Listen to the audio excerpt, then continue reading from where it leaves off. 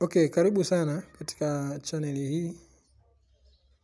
Channel ambayo tunajifunza mambo mbalimbali kuhusiana na mauzo, lakini pia tutorial mbalimbali ambazo zinaeleza kuhusiana na namna gani unaweza ukaifanya vizuri biashara yako mtandaoni.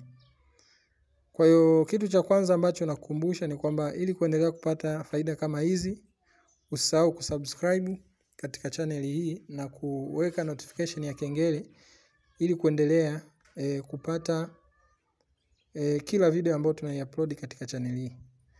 Sasa leo tutaenda kuangalia ni namna gani unaweza ukalipa deni la Facebook. Yaani kama unadaiwa ni namna gani unaweza ukalipa deni la Facebook. Kwa hiyo hatua ya kwanza kabisa utaenda kwenye, lazima uwe na application ya Facebook Ads Manager. Kuna application ambayo unaingia Play Store, unaidownload, inaitwa Facebook Ads Manager au Facebook, yani Meta Ads Manager. Ukiingia tu Play Store ukaandika Facebook Ads Manager, utaipata hiyo. Mimi tayari ninayo hii hapa. Kwa hiyo utaingia katika application hiyo. Kisha baada ya hapo utaenda kwenye, hii ndo application yako. Kwa hiyo kama hauja login, utalogin kwenye ile account ambayo inadaiwa. Baada ya hapo utaenda kwenye setting huku chini. Kisha baada ya hapo utaenda kwenye payment, yani kuna kiduara huku chini mkono wa kulia mwisho huku, utabonyeza hapo. Kisha utakuja hapa kwenye haya maandishi yameandikwa payment. Utabonyeza hapo payment.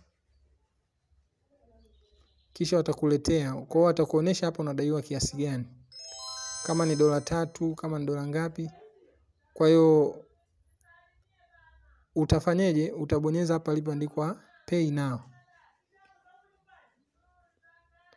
Baada ya hapo kama Visa card, na maana utaweka ile Visa card yenye pesa. Ile Visa card yenye pesa. Nimefundisha kuna video nyingine namna ya kutengeneza Visa card. Nadhani mpaka unafika hatua hii nadhani unafahamu namna ya kutengeneza Visa card.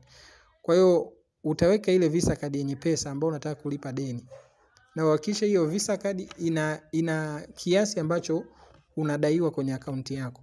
Kwa baada ya hapo ina maana utabonyeza hapo kwenye pay now.